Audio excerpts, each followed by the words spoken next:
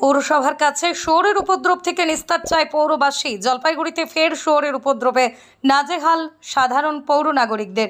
বেশ কয়েকদিন থেকেই জলপাইগুড়ি শহরের বিভিন্ন এলাকায়, বিশেষ করে 11 নম্বর ওয়ার্ড, 12 নম্বর ওয়ার্ড সহ আরও অন্যান্য এলাকায় শুয়োরের ফের উপদ্রব শুরু হয়েছে। শুয়োরের উপদ্রবের কারণে মানুষের জীবনের পরিস্থিতি কিছুটা হলেও খারাপ হয়েছে।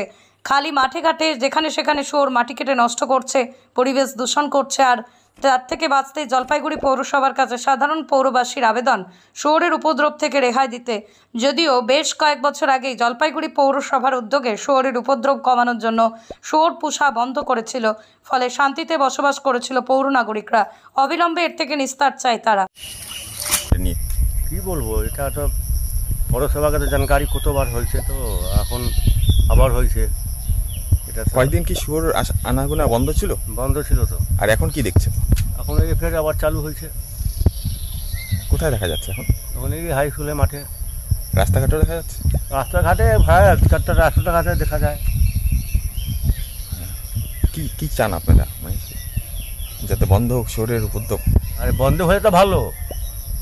এমনি কি অসুবিধা হয় থাকলে? অসুবিধা হয় কি, এইদিকে যখন মাটি করে ওই আপনি আসেন না, দেখাই দিই ওই বাড়ির ঘরকে কী করছে ওই সাইডে, দেখবেন না যে আসেন, আমি দেখাই দিই।